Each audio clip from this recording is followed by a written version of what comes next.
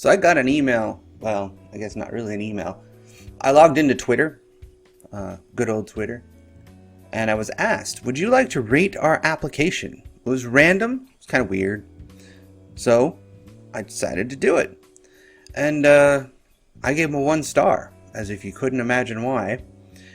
And then I decided to give him a comment of why I gave him 1 star. The thing is it wasn't your regular like Google Apps type of rating. No, this pinged straight to an email address, and it went to Twitter for Android feedback at twitter.com. So it actually went to a collective group of people. This seems to be a random sample type survey. But here's why I gave him 1 star. First off, I've been blacklisted. I have the analytics to prove it because I like to watch analytics. I'm weird. But I'd watch my analytics go up, and I'd have a steadily increase in followers. I had a steadily increase of engagements and whatnot, and it was steadily growing because I was on there talking 2 or 3 times a week. I actually set up a bot that would send out my YouTube stuff and my blogs and all that fun stuff and links to it, and I'd send it out daily. I had a rotational daily tweet going out there. And I had steady increased engagement, and it was really good. Same thing with YouTube, actually. I had a steadily increased engagement until they decided to blacklist a bunch of people too. But this is with Twitter in particular, so I'll get to it. So this is what I wrote back, and I want to explain a little bit because it drove a thought into my head that I think needs to be discussed when it comes to the big tech companies.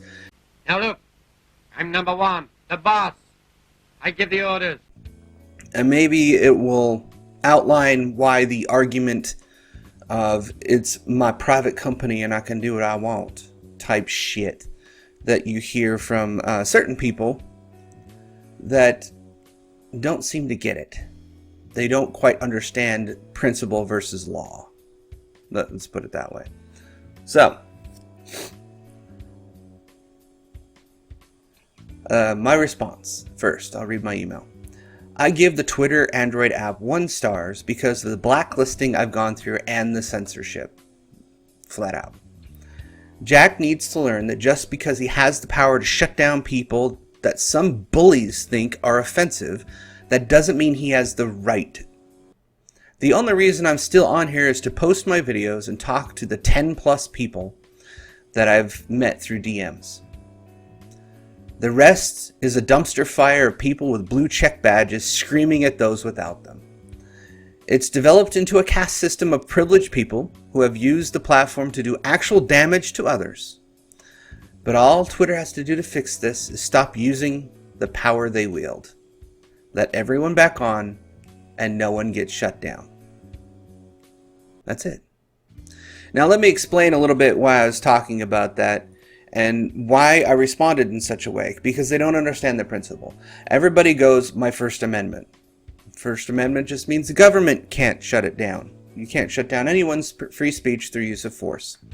Now I want you to think about that for a second. Why did they do that? What was the reason behind the Founding Fathers saying, you know what, the First Amendment is going to protect speech? What was the guiding principle behind that? Master, well, can you tell me who has right on their side? Right is right, wrong is wrong.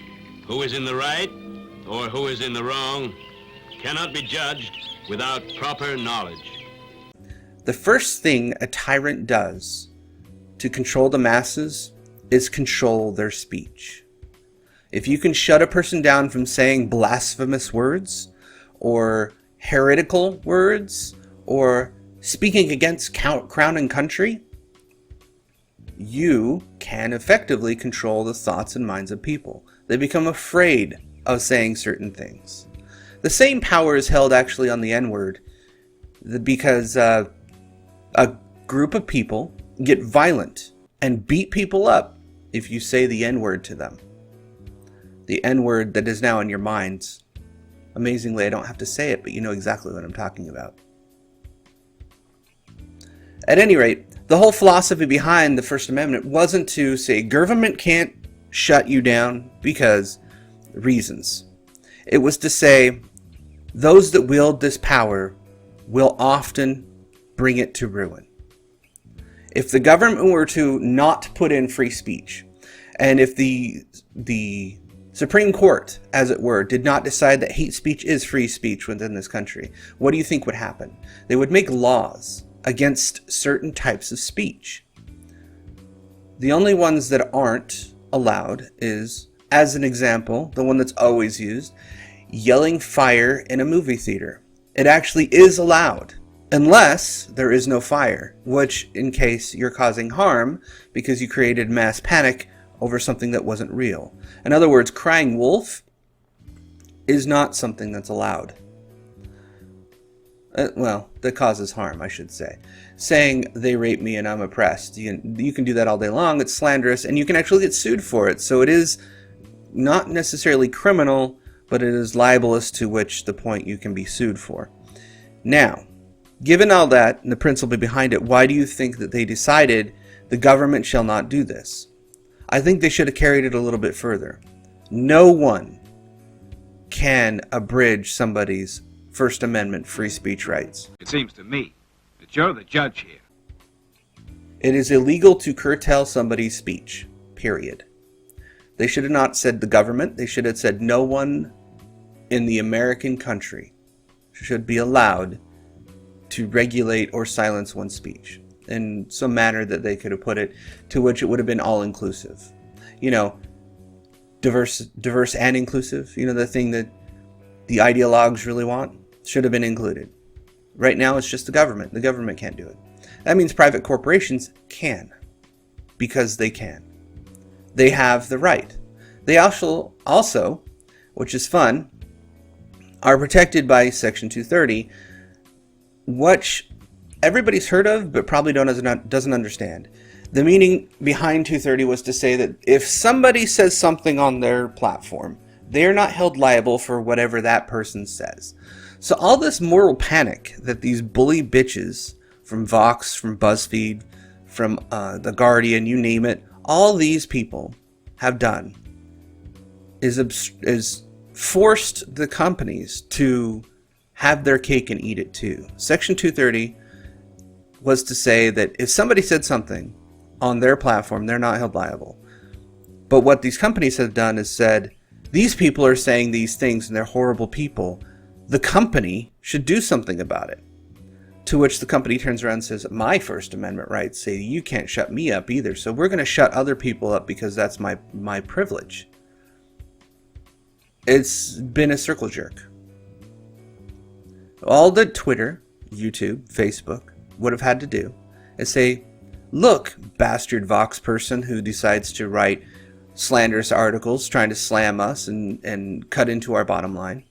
We are not held liable for what other people say on our platform. If you do not like what they say, take it up with the person that's creating said content.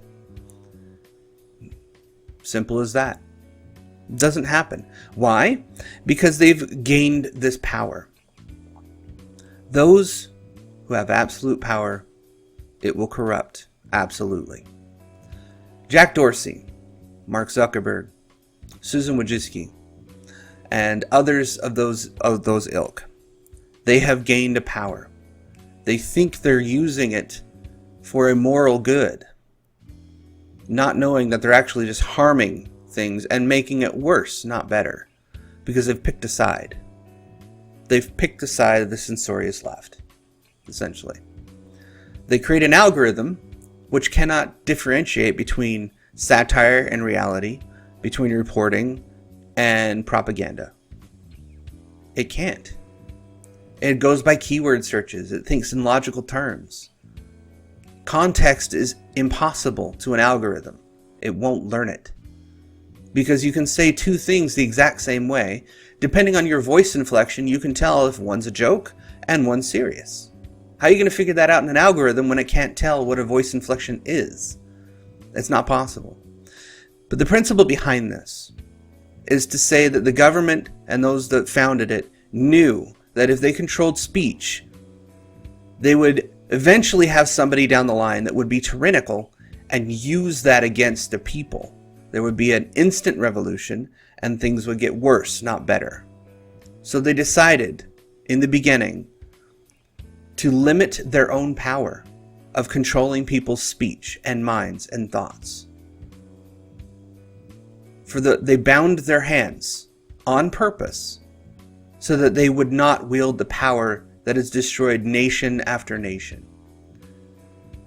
Unfortunately for us, that also makes it so the multiverse of the internet now has that power, and they wield it because they can. He's a man of justice and righteousness! I admire such a man! I think that's about the point I was trying to get. The idea behind it was to bind their own power so they would not wield it against the people. The people in charge of social media have this power and decided to wield it. And look at the rot that they have created. The destruction. The sheer outcensoriousness. It's pissed off a shit ton of people, has it not? And then they created a caste system on top of it with, in Twitter in particular, where you have the blue check mark verified users have more privilege and access to tools and utilities than your regular plebs do, making them a privileged caste, if you will, to the rest of us. They have more power than the rest of us. How messed up is that? Well, that's all I got for this one. I hope you understand. I did leave a 1-star rating on the Twitter for Android feedback. I explained it to him, and hopefully my message will get to Jack's ears that just because you have absolute power does not mean you need to absolutely use it, lest ye be absolutely corrupt. Thank you for watching. I hope you enjoyed it. I'll see you next time. There is an old saying, out of sight, out of mind.